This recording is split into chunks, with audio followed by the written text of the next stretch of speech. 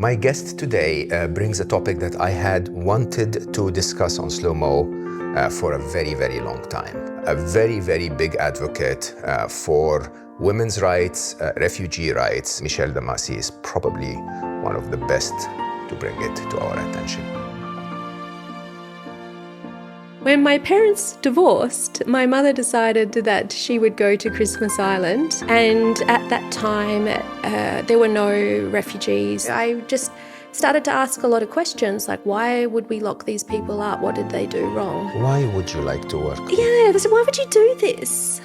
And I said, why would I not? I knew when I could no longer give hope to people that I wasn't to do this work anymore. I witnessed people and their stories of losing family members at sea, and I never want that to be the option for people.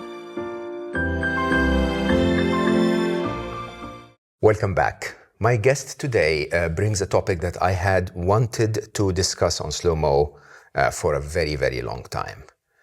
Michelle Dimasi is a PhD holder in philosophy. She lived in 5 countries. She is a prominent vice president of a US corporation, but that's not what we're going to talk about here today.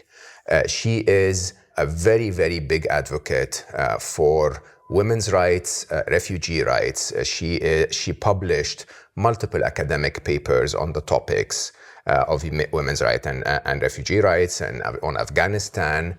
And recently she released her book, Hope, Solidarity and Death on the Australian Border, or, basically Christmas Island and asylum seekers.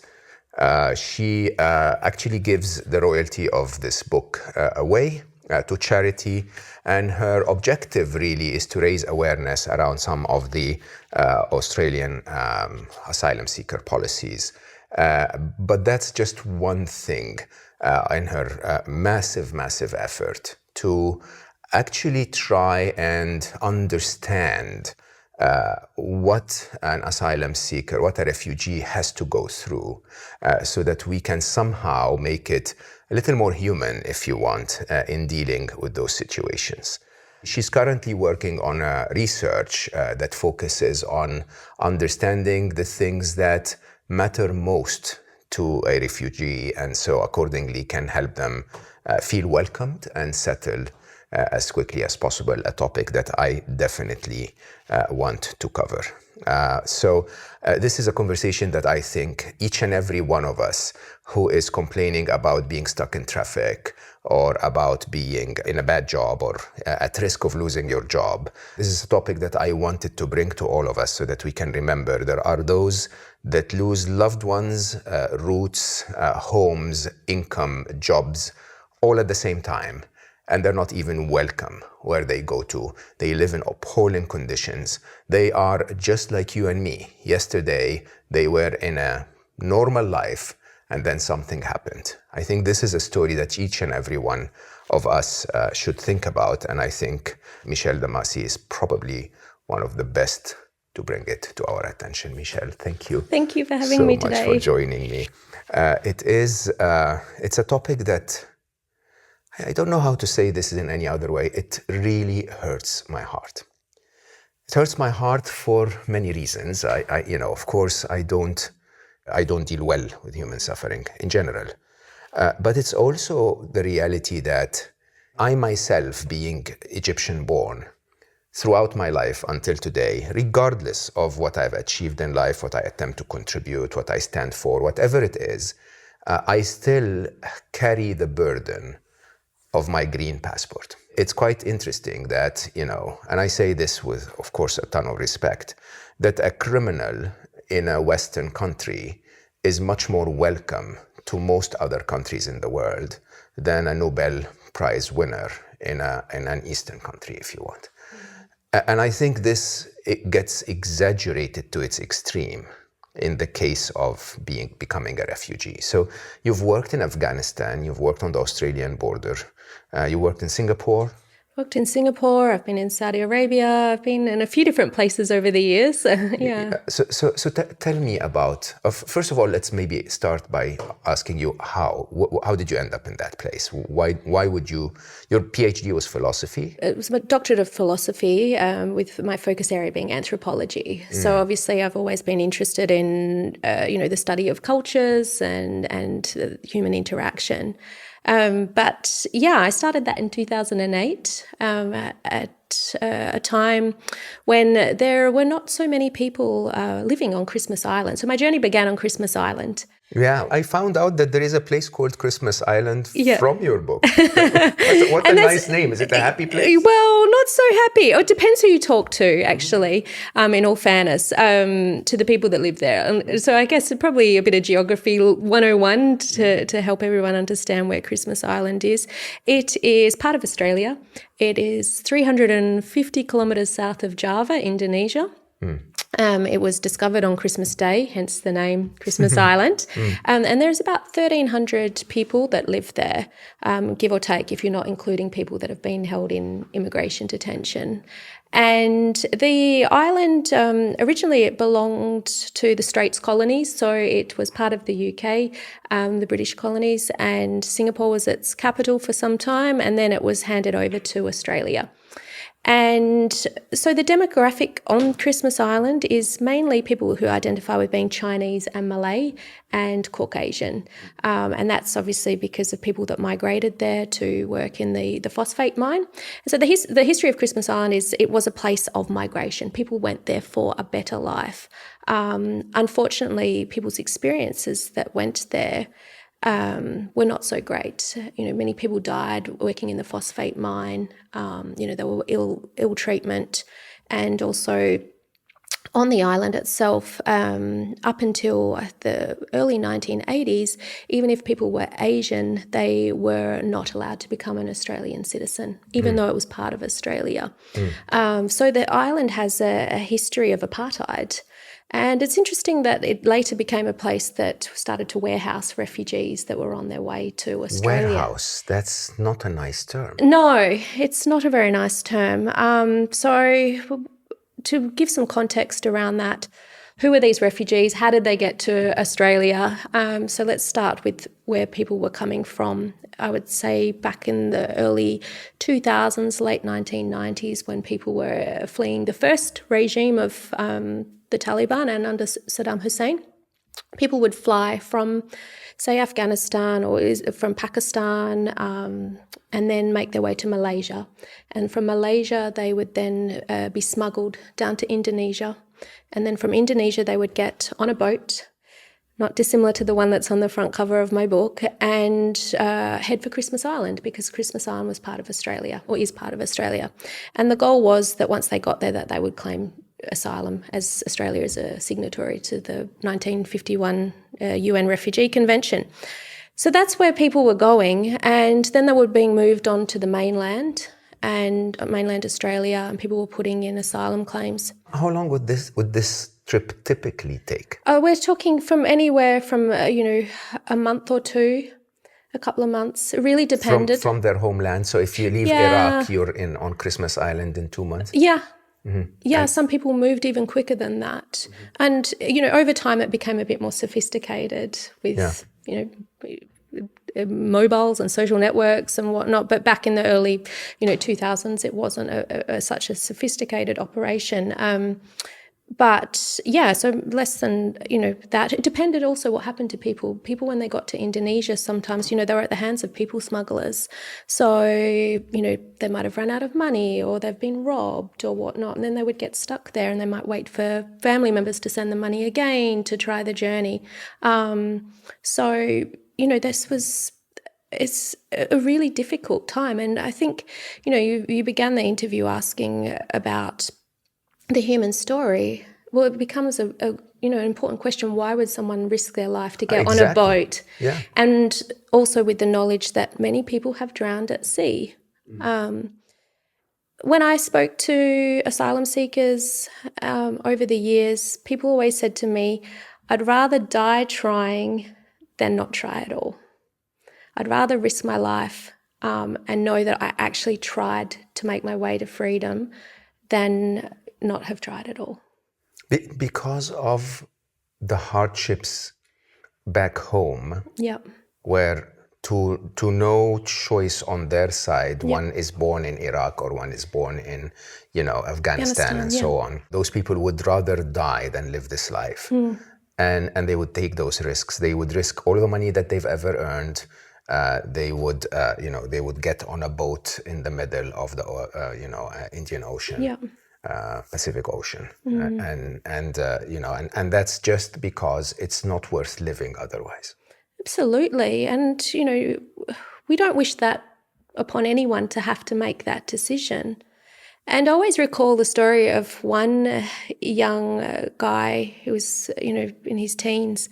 And he said to me, Michelle, I always remember on my boat journey from Indonesia to Christmas Island, there was no room on the boat. Like some of us had to almost sit on the motor of the boat. And at night, it was so dark because you're in the middle of the sea, but all I could see was the stars, and it was so beautiful, the stars. And I would look at the stars and I would say to God, I hand this over to you. I hand this over to you. There's nothing left I can do. And we always talk about, the act of surrendering and whatnot. Said I completely surrendered. I handed this over to God. And their boat became in distress and ended up having to be tied up they managed to a oil rig out in the middle of the sea, and then the Australian Navy rescued them. And that young man, he went on to Australia and he's done very well, and he now has done his master's in law, and, he's contributing to Australian society. And I think, all the rhetoric that's around, refugees are here to steal our jobs, take our money, whatever, resources, it's just a really... So can I ask, before we talk about the idea of refugees, can we talk a little bit about this whole international borders thing? Why is it that someone like me, born and raised in Egypt, is not allowed to go and contribute to an American, economy, or to a British economy, or to an Australian economy? How did this start? When was the point where suddenly, mobility across the land ceased? People have always moved. People have always moved, but this is founded in racism, really. There's no other way. And a fear of the, inverted commas, other, has always been the response. And, I'm sad to say it, but I will say it, as much as, what is happening, for example, in somewhere like Ukraine at the moment is just absolutely disgraceful, and people are dying every day. But you have to look at where support has come in right now. I've seen a lot of organisations, a lot of NGOs, a lot of government pouring money into, places surrounding Ukraine to support refugees there. You have to ask yourself, why is that the case when people at the moment are starving to death in Afghanistan? 97% of the population is now facing poverty. 6 million people are about to face famine. Why is that the case? And one of two reasons. If I don't have any fears to say what's on my mind. Either, of course, there is a political agenda. Right, which basically means money, weapons, the whole story of humanity in general, or of course because they're white and Christian, and so accordingly it's more. But it's anchored a little bit in human nature as well. It's like they're like me. Well, so I might as well, Well, and that point is a very important one. Yes, they are like me, and that isn't everyone. And it's also on a scale, right? Yeah. So yes, they might be like me when I see someone, and okay, they may be from a similar background or religion, or the color of their skin. But when people get to meet refugees and they actually understand why they've fled, what their needs are, what their goals in life are, they can actually understand this person is actually quite the same as me. I might be, a father with a son who would want the same things, a mother with a child, brother or sister. We all want the same things, right? And it's until people have those conversations and understand everyone's needs are very similar. Everyone's goals are very similar on what they want. But I think, there's so much rhetoric about asylum seekers and refugees that it stops that conversation, people being able to meet the, so-called refugee other. And I think that's always been really important for me in my work is how can I share that story, that human story? How are we all the same? We want the same things. And, I think that, visuals always, visuals and human stories. And at the start of my book, Khalid Hosseini, who wrote The Kite Runner, writes about, when we remember back, during the European refugee crisis, when that young Kurdish boy washed up on the shores, that visual of that little boy's body on the shores, overnight, millions of dollars were being raised to help. Why? Because people saw that as, that's a little boy, that could be like my own child, my own son. And that's where people started to have empathy. Yeah. It is quite interesting when you say people like me, because in reality, at the end of the day, everyone is like me, right? I mean, it depends on how accurate you just open the aperture of your vision, basically. Absolutely, if you're able to see that everyone is a father, everyone is a son, is a sister, is a mother. There is that in them that's like you. If you see that everyone, as I wrote in Scary Smart, wants to be happy and has the compassion to make those who they love happy and want to love and be loved, then we're all the same, interestingly. It's understandable in my mind that a country will say, but hey, I care about my citizens, so I will want to make sure that the people that come to my country contribute to my country, preserve my culture, respect my values.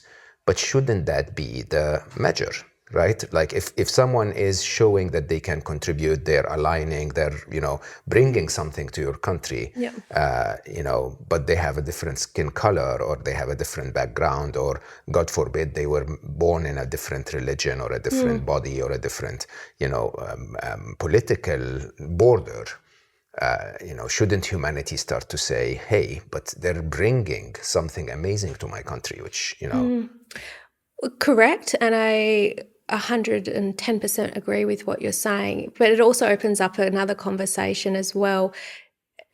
Do they need to come and be purely there to contribute? It's something I've sort of thought a bit about. Oh, that's such a beautiful way of looking at it. Or is it by virtue duty? of human ethics and human rights that this person needs my help and they have turned up here and I should welcome them, open arms, and I think that's so beautiful, so pure, right? Well, it's the concept of hospitality, yes. Yeah. But that's I mean, which politician will think that way? Okay, I think the question really is how effective are, because I know that for certain from my upbringing, that if you go through a difficult upbringing and then you're given opportunity, you try harder. But by definition, if a refugee doesn't have to struggle with the issues of just surviving, they will go further. They will absolutely try to do better. And I always look back at times when I was, in Australia, and what would happen in Australia once people do become a refugee, they're allowed to take welfare payments from the government, and talking to a group of Afghan men, and they were like, we can't take that money. That's haram. This is for people who it's actually for, that need it. We don't need it. Like, we're just here to, we just want to work and contribute. And they said, we can't take this. It's haram, So, Yeah, it's quite interesting when you think about that. So let's. I mean, you skipped my question, interestingly. So I asked you, how did you start all of this? We digressed. I have a tendency we to do that. We mentioned Christmas Island, and then it was refugees from there. Typical of givers who dedicate their life to a good cause is they rarely ever talk about themselves. They talk about the cause. But I'm still curious. Yeah, about me. Sure. So you went to Christmas Island. Yep. So there's a backstory to that. So my mother was living there. When my parents divorced, my mother decided that she would go to Christmas Island. Obviously my father was not that awful that she tried to find the most remote place. No, she had a friend there, and my mother was, ready to start her life again after a 22-year marriage. And with the other 1,299 people. And met my stepfather there and fell in love with him and have a very happy life now. So, you can find love anywhere, right? And so I went there for the holidays to visit my mum. And at that time, there were no refugees. Some years had passed and the boats had stopped coming due to political, policies in place. And what they were doing then was building a huge detention centre, which was being coined Australia's Guantanamo Bay. Oh, okay. Yeah, so CCTV cameras, it was to fit, up to 2,000 people. It was to have women and children were to be put in there. There were baby change tables. It had electric fences. It was, thank you. It was, and they knew people were probably going to try to self-harm and potentially commit suicide in there. That the hooks on the backs of the doors would literally go flat. So if people tried to put pressure and commit suicide, this would prevent. So they knew what was going to happen. They knew that the detention, impacts the psychological well-being of asylum seekers. So my curiosity started there. I was like, okay, well, I know about human rights and refugee rights. I'm still doing my bachelor's, but I can see this is innately wrong. So it began there, Mo. I just started to ask a lot of questions, like what is happening here? Why would we lock these people up? What did they do wrong? And then over time, it turned into a PhD topic. Yeah. And so you made that your PhD. Yeah, I did. Dissertation. So the plan was when I went there, I would write a historical thesis. There'd been no boats, but I was interested to know what had happened in the past. And by this stage, it's 2008 for context. And we'd had a change of government in Australia. The new Kevin Rudd government had said, okay, we don't incarcerate children anymore. No kids are going to be in detention. There's these new detention values. We have a much more humane treatment. So I went. When I was there, there were, like I said, no refugees. But within 3 weeks of my arrival, boats started coming. And I was like, okay, this is interesting. This is probably not going to be a historical thesis anymore. It's now about the present and me actually witnessing boats arriving.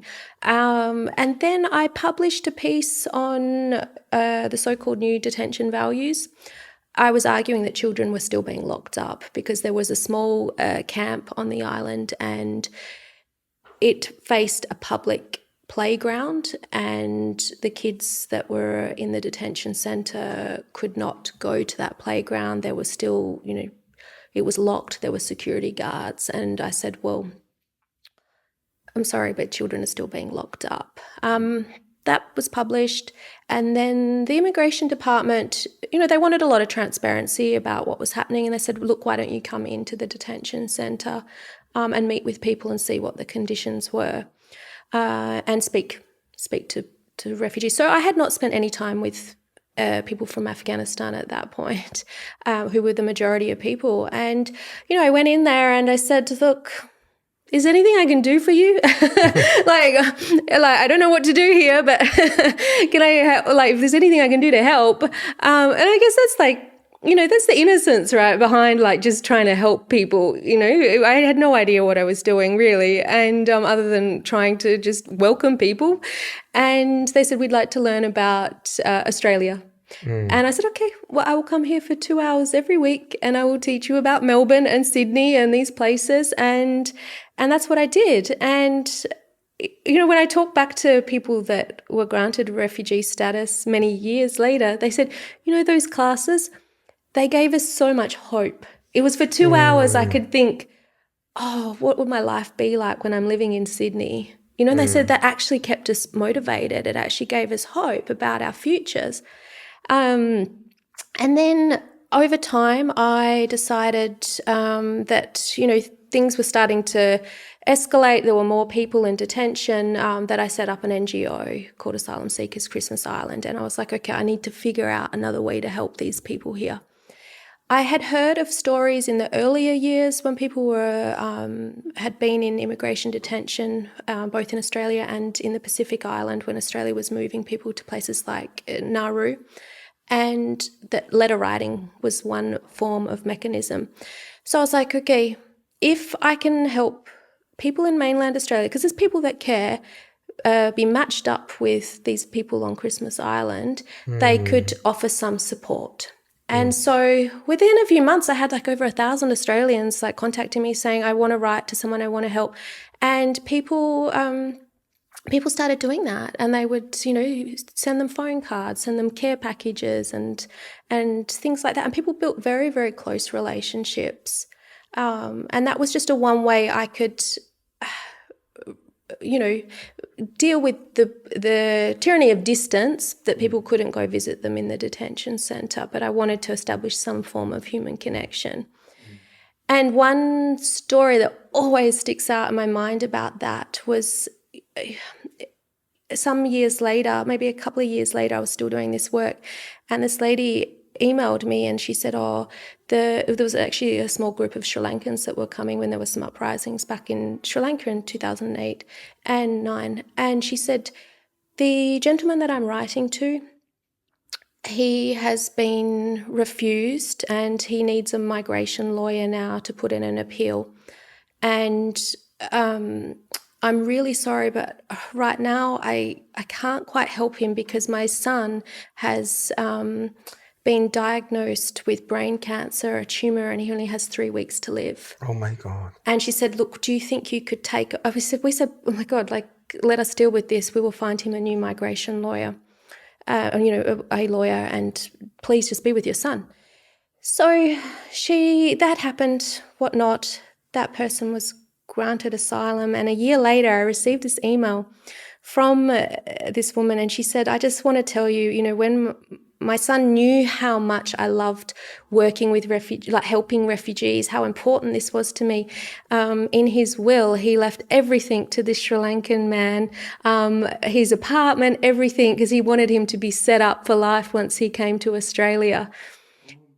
Yeah. So it was like these stories, Mo, that, you just hear and these are everyday people doing something, they're everyday people. So there are still humans out there. Oh, yes. Yeah, apparently so. I mean, when you said that she took the time to email during this, I was like, that in itself is just superhuman. Yeah. Like, this is wonderful. She said, look, I've just got to let you know, I'm so sorry. I can't, Wow. And I was, You Australians are cool. I like you. Yeah. Well, we're just here to get a job done. There's no, BS about Australians. We're just like, we see things black and white. We're like, okay, if someone needs help, we've got to help.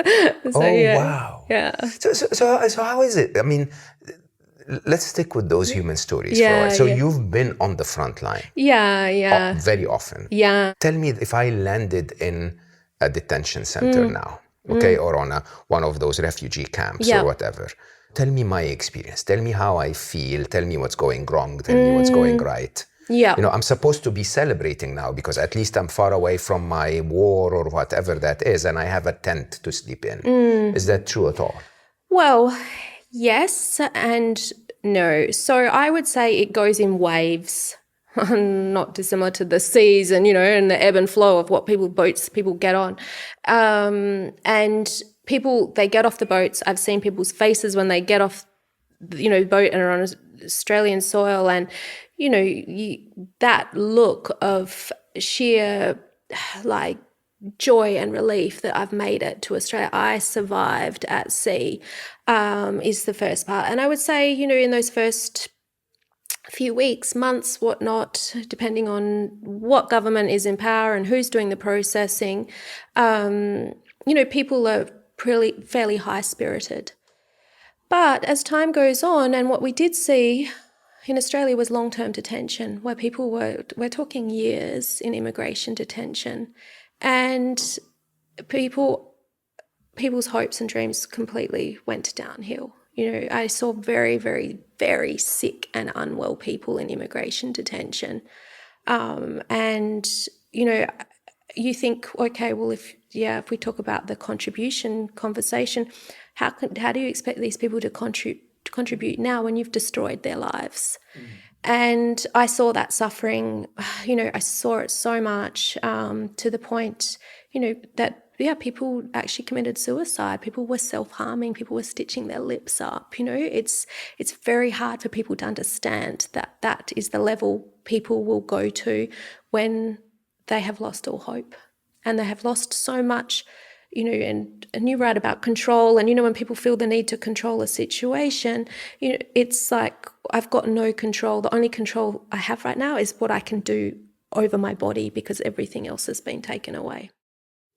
And that, you said they last years in immigration. Oh yeah, there's people that were 5 years in immigration detention, and then. Why is there a difference between one person and the other? Yeah, so sometimes it can be someone's claim is refused, and then they do another assessment, then it's appealed, and then it ends up in the legal system. There was backlogs of people being processed. So yeah, this is, it's a very... And the conditions of living there. So how would my life look like? It really varied, right? It varied where people were, and if a detention centre had reached maximum capacity. So in 2011, when I was on Christmas Island, it was when there were riots in detention, and I witnessed what was happening with those riots. And people had been in detention for several years, and they were really frustrated. The detention centres were so full. This was an island with about 1,300 people. The numbers were getting up to 2,500, 3,000 asylum seekers now on a tiny island that's in the middle of the Indian Ocean. It's a pressure cooker for a lot of problems. And people said, okay, well, we're sleeping on the floor, we're sleeping in, on these, army canvas beds and things like that. We've had enough. And people started uprising. Now, look, some people, if I was to play devil's advocate, would say, oh, well, they should be happy. They're in Australia now. Like, why are they complaining about the conditions? Because I've heard that argument. And it's like, well, but that's not how we treat people, right? I mean, would you be happy about those conditions, right? If we sent you to America, and then I think the next situation as well was putting people on offshore islands. So places like Papua New Guinea, Manus Island, Nauru, these are third world countries. And Australia decided that we can, again, warehouse refugees here. We will pay these countries to have them these refugees sit here, and they can deal with this issue. What happened with that? Well, in the early 2000s, and I have friends even that I later, became forged friendships with, told me, well, the situation was so bad, we put our hands up and said, let's go back to Afghanistan, because this is so bad. It's actually worse here than it is in Afghanistan right now. So that gives you a pretty good indication of what the situation can be like in some of the camps. So friendships. Yeah. Tell me about a few of Yeah, those. I think, over time, and that's again like you breaking down those barriers and whatnot. I have a lot of really good friends who have been refugees that I've met while they were on Christmas Island. And they're so special to me, those friendships. And people always said, like, why would you want to work with all this like misery and this awful situation? Why would you like to work? Yeah, they said, why would you do this? And I said, why would I not? And for me, it was always, and I do not want to glorify the situation of refugees by any means, but if I was to say, if I wanted to understand the story of the human spirit, the story of resilience, I have seen that through refugees and, and those friendships and what people are actually capable of in their darkest hour, and I think for me it was always, I was telling you before we spoke, I've spent some time in Quetta, Pakistan, where there's a lot of refugees, and in Afghanistan. And when I went back to Quetta just last year, it was a really good reminder for me of what I still loved about when I'd go to Afghanistan. What was that? It was always that in amongst all the suffering and the misery and tragedy, that people had so much love and compassion for one another and for me. And I was always treated like a guest. And I was like, it's like that love and compassion, supersedes everything in this situation, despite the suffering. And for me, that really was always like, the essence of what it means to be a human being. So I know that from my Eastern experiences in general, here in the Middle East, in Africa. And this concepts of hospitality. You'd go to the poorest areas. Yeah. And, someone who really has nothing at all, nothing, they would invite you in and share whatever it they is have. Yeah. they have with you. Yeah. Where does that come from? Like if you have $1 billion, it seems you share very little of it with others. But if you have $1, you cut it in half and you give half to someone who obviously doesn't need it. Yeah, and I think it's because it's about ethics, I would say. It's like, we know that if someone... I remember I was in Uzbekistan last year on the border there of Uzbekistan and Afghanistan in a city called Tumez. And, some great things happened I met some Afghans there and whatnot, and who ended up cooking me some amazing Afghan food and this whole chain of events. But, they said like a guest is always a friend of God. We love guests. A guest is a friend of God. And, that is why, you welcome people. And I thought, this is a really good way of looking at that. So, yeah. I think it's also because when you suffer yourself, you understand what it is to be treated well. So you treat others well. You sort of give people what you have not been given, which is, I find, beautiful in places like, Africa, Middle East, and so on. It's just, even if I don't get treated that way, I'll treat others that way, because at least they'll feel happy. And I think that's an amazing thing. Absolutely. I mean, even just on the way here today, in the taxi, and I was talking with the driver, and, and then he turned out to be from Peshawar, and, there's a lot of Afghan refugees there. And I was like, oh, how, you guys dealing with this situation with so many Afghans coming across the border? He said, it's like, we're all the same. We're all the same. And then as I left, he said, if you're coming to Peshawar, please, I want to show you the hospitality of my country. It's my duty, And as I got out the car, he's like, I pray for your interview today. And I was like, thanks. And I was like, and he probably will. He probably did, yeah. And you're doing very well as a result, Thanks, Mom. It is a saying. Uber number. No. So, and it's just like, it's genuine. It really is. I mean, it is quite something that I have felt that my whole life, to be honest. You go to the poorest places, you get the best smiles, the nicest treatment, the nicest food, and people truly and honestly will want to take you around and show you the place, and they'll be so proud of it. Which in a Western context, well, if someone wants to show me around, like, surely they're going to do something. They're going to mug me. They're going to rob me. They've got an agenda. Did you feel safe in those places? Look. I mean, Western woman. Yeah, okay. And traveling by myself, and I was, when I first landed in Kabul in 2010, I was in my late 20s then, and I always remember like that walk from Kabul airport. They have a parking A, a parking B, a parking C. Parking A is for, senior government officials, whatnot. Parking B is for all the UN workers, Red Cross. Parking C is for the, average person. Normal. Yeah. And, and parking C is maybe like a kilometre or so walk.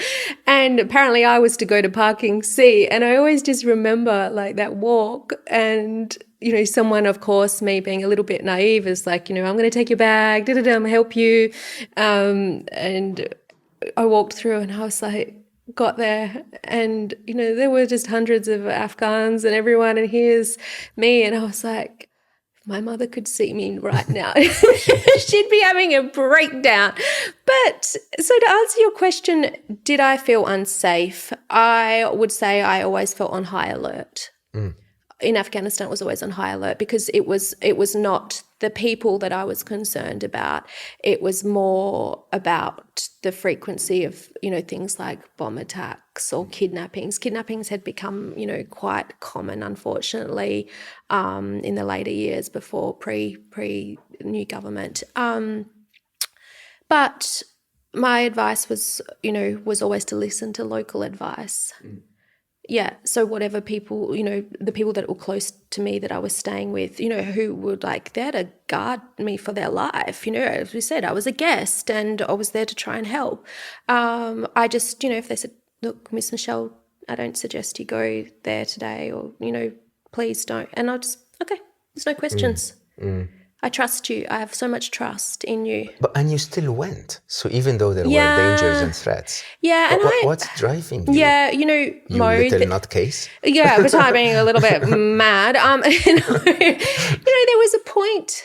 It was during Ramadan back in 2016, I think. And that trip, I'd been several times, and I always remember that trip, the kidnappings had gotten a lot bad. The security had gotten really bad. I really couldn't go many places other than the house and friends I was staying with to the office. And, I think I went out once.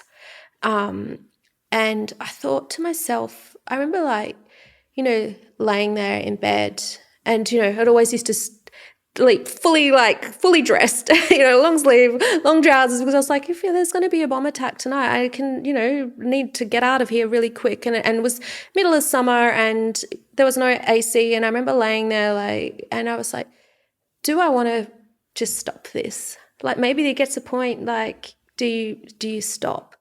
And I was like, no, I can't turn my back on this. I cannot. If I turn my back on this, for me, it felt, it wasn't like I'd given up, but I felt if we all turn our back on this, and I said, I made that conscious decision then that I would still continue to keep going back and still keep doing what I could for people from that country. Yeah. So when you say guest of God, it seems that God is central to the issue of being a refugee. So your research shows that spirituality seems to be... Yeah, this is something, and it's a new topic for me that I was quite interested in, and how people's spiritual practices play a role, because for a lot of people it's, religion is really important to them. I mean, some people's cases... Is that because of where they come from? Yeah, I would say predominantly, but let's not discount sometimes people may have left some countries because of being, maybe not practicing another religion that's not agreed by that government, wherever they might be coming from. But the spiritual question, and I think it's something, I think as a society, we need to get more comfortable with the concept of spirituality, that, I've started using the word God again, sometimes people get a little bit, I don't know about that word. And I think, whether you want to call... Incredible, really, how our world has banned us from using certain words, but other words are like, hey, if you don't say them, you're in trouble. Right? Exactly. Why is there, selective freedom? Everyone should be free to say whatever they want. What they want, yeah. So people still get a bit like, ooh, the God question, right? But, in this part of the world, in the Middle East, we can use this so freely. People, it's just like... The word is integrated in the language it's so everyday deeply, conversation. Yeah. But you asked me what is the question around spirituality there for people? I saw it at times where really, really tragic things happened. And in 2010, when I was on Christmas Island, there was a really, really bad boat crash. And there was a boat that basically disintegrated into the sea. I think there was around 40 odd people that drowned and 50 that survived. And the Christmas Island community was really, really impacted by that, as you would, witnessing that. And a lot of Christmas Islanders ran out, down onto the rocks trying to save those people. Then I was asked to come to the detention centre and spend some time with some of the survivors. There were some young women that were there, and, I sort of had to see in that situation, what happens to people in the face of something really, really tragic. Like, people have lost their family members in a very, very graphic way. And the only way in which people could comprehend and make sense of what had happened was, they said, this was an act of God. I've got no other way to deal with. That's how they dealt with it. They said, look, God does things mysterious, he works in mysterious ways or whatnot, but this was an act of God, and it's in the hands of God right now. So when they say it's an act of God, angrily or? No. Because that's quite interesting, because you could see across the two sides of spirituality. Some will say this is the act of God. How dare you did this to me? How dare you? It's the very, very common Hollywood scene exactly. of like, why are you doing this to me, right? And while others in the East mostly will say this is an act of God. Yeah. And it's not like I'm just going to sit okay here and okay, this is what's happened. But, I think that sometimes is how people find peace in what has happened to them. And, I saw that a lot. That is how people, we always sort of say the expression, God only gives us the challenges we can handle. Yeah.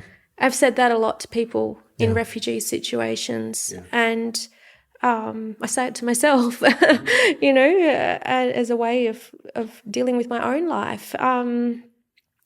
But yeah, and I think, I think that whole act of having something, putting something in the hands of God, praying to God, the power of prayer is really important to people. It's important to me as well. And, it's not I think we also need to get comfortable with that, that we can pray and ask God for help. Yeah. And so when you're looking at it in your research, you're basically saying that a country welcoming refugees could enable spirituality as one way of making it feel easier for them. For them, yeah, I would say it's like anything. Where when we sometimes have a lot taken away from us, sometimes we try and find old routines, or not old, or routines we've known our whole life. That might be praying. That gives people still a sense of stability, a sense of connection to something. The fact that, I've got that I can still do. People need, sometimes it's just, about like creating those routines that they might have had in their own countries and revisiting them and where they are now. Yeah. I think an understanding of that kind of spirituality in the West is actually quite needed in general. I think the reality is, because I've been raised in the East, did most of my studies and my work in the West. I actually find there are some interesting gaps, and you would get to understand them more if you even spoke the language. So, the Arabic language is so deeply integrated with spiritual terms. Yeah. Okay. Yeah. If you're in the UK and you said to someone, "Hey, I'll see you at 2:00," that's the figure of speech. In the Middle East, it's "I'll see you at 2:00 if inshallah." Yeah. It's which if God is willing, is literally one sentence. It's almost Absolutely. like part of the grammar. Yeah, right? yeah. And so when people start to understand that we are in so many parts of the world, the Christian parts of Africa, the Taoist, Buddhist, and so on, parts of Asia, the Hindu parts of Asia, this is so deeply integrated within society. And then when people go to the West, I have to admit, for many, many years and early in my career, I was like, am I allowed to pray in the office? Would this get people to be, against me? What is this, right? So that highlighting that, I think, is a very valuable thing to do, honestly. Yeah, and it's about acceptance as well. Yeah, it's absolutely. I mean, I always jokingly say, look, if you allow someone to, and now it's, finally becoming a reality, if you allow someone to say, I identify as a woman, or I'm gay, or whatever, you might as well allow them to identify as spiritual. That's fine. Absolutely. It's not, it's not like they're hurting anyone, right? So, I think, look, I don't know. I think we're living through interesting times, and I see a lot more people leaning towards that path at the moment. And it is tough times. And people have gone, okay, well, I need something right now. I need something beyond what I've been counting on and being disappointed. Really. It seems like worshipping or believing in the government is not working for anyone. So I need something. Let's look for a bigger boss. Tell me some of your most inspirational experiences. So you met what I will know in my heart are some of the most resilient, most resourceful people. Even though they have very little. So, and they must have taught you a thing or two. Yeah, absolutely. I would say, look, there's so many stories. It's almost difficult to pull out one that sort of makes me think a little bit, about meaning and purpose and giving ourselves something. I remember there was one young Afghan guy who was maybe 16, and he was in detention on Christmas Island, and he said to me, Miss Michelle, every day we need to get up and do something we love doing. Like you have to get up every day, and there has to be one thing that you must love doing. It might be you love going to the gym, or you might love this TV show, or you might love learning English. And he said, for me, every day I get up and I just want to learn English, and that brings me so much joy. And I was like, this is what we're all talking about. We're writing books about it. And I was like, this kid's like, got it. Like, let's put this on like a speaker. And, he's like, you just have to have purpose. Like, there has to be something every day you get up and you do, and that you love. So that, it's really in its, quite simple. The simplicity of those statements, I always think were always the most you really remember them. And once again, interestingly, those are so intuitive to some of the Eastern cultures. Those proverbs, if you want, just say them every day. So I would say that. And I mean, I think, I always love seeing people's stories, like once their families have come to Australia, and, they've built a life, and people don't forget you. I still get text messages from people like from 10 years ago. That's amazing. Saying, hi, I hope you're doing well. Like, how did you even remember me? And it's like that stuff is really, really important for people. That's human connection. I think that human connection, that's really what it's all about, right? It's incredible, really. Tell me about this. Hope, solidarity, and death. What happened to drive you to write this, and why was there death? I would say, let's start with the more positive. So the hope part has always been, I have seen this many times with people who are supporting refugees, or refugees supporting one another. For me, it was always about giving hope to people. I knew when I could no longer give hope to people that I wasn't to do this work anymore. And I think that is a critical part of it. And, friends of mine that said, there were just those dark times in detention where you, again, like I was saying with that teaching Australian studies, where they said the hope was just enough to, I was at that crossroad where I was like, I just don't want to do this anymore. I don't want to do any of this anymore. Or do I try and push on? And they said, when you just, some of the times those conversations were enough, Michelle, that just gave me that little bit of hope to keep going. So I think that's, something that we're always doing that with one another, when people say like, I hope this will get better for you, and they genuinely mean it. Like sometimes we have to hear that from someone else just to do life, The solidarity part, I saw a lot of that happening on Christmas Island. The local community standing in solidarity with asylum seekers. You know, there were times when boats were being turned back and being stopped. The people of Christmas Island said, you know, we're standing in solidarity. We know what it's been like to be on the outer of Australian society. We're in solidarity. And I think it speaks to a bigger picture as well. You know, we all do need to stand in solidarity with refugees because, you know, one day we could be in this situation. We just don't know. And then the final part on death. Well, as I said, you know, I witnessed a really bad boat crash. You know, I witnessed people and their stories of losing family members at sea. You know, as I said, there were deaths in detention as well. And I, you know, never want that to be the option for people in their plights.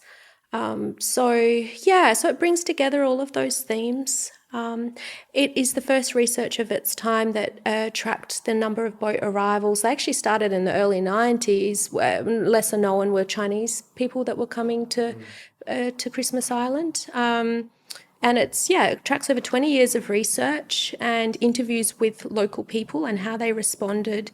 And I felt that by, you know, understanding how local people and their interactions with refugees that it would tell us a bigger story about, you know, what it means to be human and how do we connect with people. And yeah. So I haven't had that chance to read it. I apologize, but I definitely will. I have to say I'm very curious about the cover though. So my one thing I have always been puzzled about is like, this is a boat in the middle of the ocean, probably after many days in those conditions, and then yet someone had the intention and the idea and the time and the phone and the battery to take a picture. Like, and it's a very good picture. I don't know if for our YouTube. Well, that is by another friend of mine, Bharat Ali Batua, who is an incredible photographer. He actually was a photographer back in Afghanistan. He, took photos that were, he documented a lot of unfortunate situations of sexual exploitation of boys in Afghanistan with this whole dancing boys bachabazi, and it was published in the Washington Post and whatnot. And obviously then, of course, putting attention on that, he had to flee for his life. And over time, when Batua tried to get to Australia, he was in Indonesia and he started documenting his journey as a photographer. He wanted to document the realities of seeking asylum and his journey. So what happened was, on his way to Christmas Island, he was still taking photos and video footage, and the boat became in distress. It started sinking. The boat was abandoned off a small island in Indonesia, and they managed to wade to shore. And he still took photographs of what was. He said, I was documenting my death, and oh wow, yeah, and then with that footage, even, he was then detained by Indonesian police. They searched everything. Somehow his backpack that had the camera in it, somehow they missed that. And he still managed to, and they were confiscating things, and there's a lot of corruption going on in these prisons. Somehow that bag was just overlooked, and he still managed to take it with him. And even when he escaped, and then the camera was completely damaged. It was water damaged.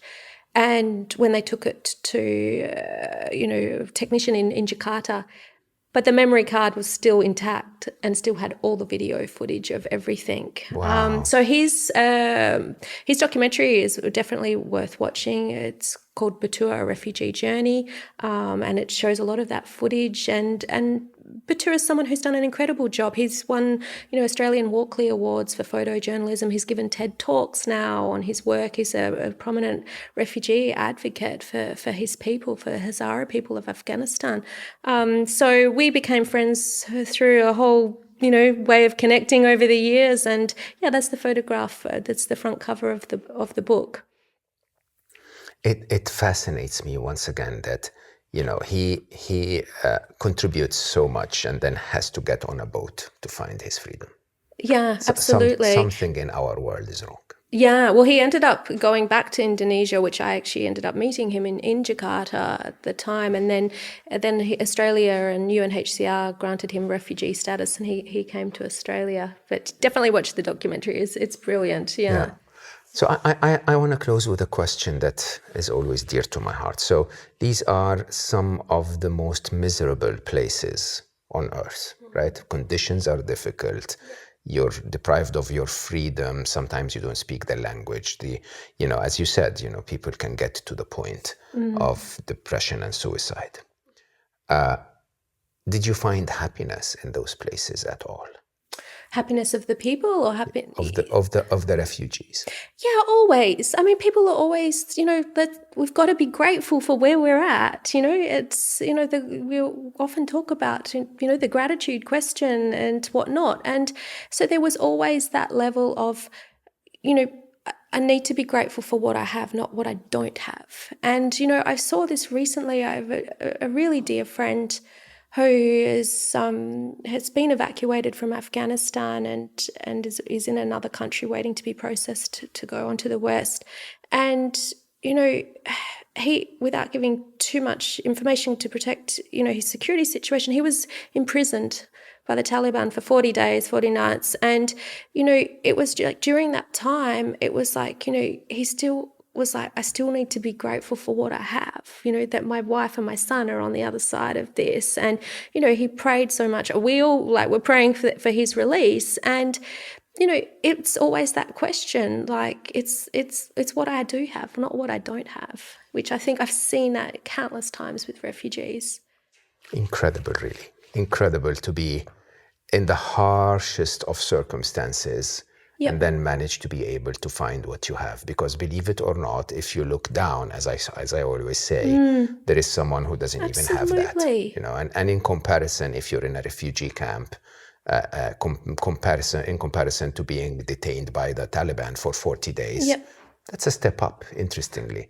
So, in a very interesting way, I'll ask every single one listening, even if life is tough, because I know for many of us, life will always throw something difficult our way. Yeah, it can be so much worse. So we might as well be grateful for where we are instead of just complaining about what we don't have. I think that's truly Absolutely. the secret, if you ask me. Yeah, I think it is. It's a way forward, and and that also my experiences of seeing this with people. That's what and that's what's brought me a lot of happiness and joy, is understanding that and being privileged to it. Yeah. You're wonderful, Michelle. I thank you very much. You signed the book for me saying, "Dear Mo, thank you for supporting this book," and I do support. Not just the book, I think the cause. I think we, in our busy lives, can get preoccupied with, what matters to our own life. I think a view of what other lives are all about and what they're struggling with and what they're going through is not only a reminder for how blessed and privileged we are, but it's also perhaps a call to action to try and contribute and make a difference to those that are not as privileged, that are not as blessed. I thank you so much for writing this. I thank you for coming to join me. My pleasure. Thank you for speaking with me. And for all of you listening, I, as I said, have wanted to bring this to your attention for quite a long time. You may not have the ability to do anything to change it, but here in the Middle East, we always say that if you see something wrong with the world, attempt to change it first with your actions. Then, if you can't, then with your words. And then if you cannot, then at least change it in your heart. There are millions and millions and millions of people who are in dire situations as refugees and asylum seekers around the world. White, black, Muslim, Christian, Indian, Malay, Afghani, doesn't really matter. They're all humans, just like you and I. Sometimes I say they are even more human than you and I. So I beg you to, if you can change and help with your actions, then do. If you cannot, then at least speak about it positively and try to make a difference. And if not, at least have them in your heart and your prayers. And while you're at it, find your gratitude, because most of us have not contributed much to not being born in one of those countries where that ends up being our situation.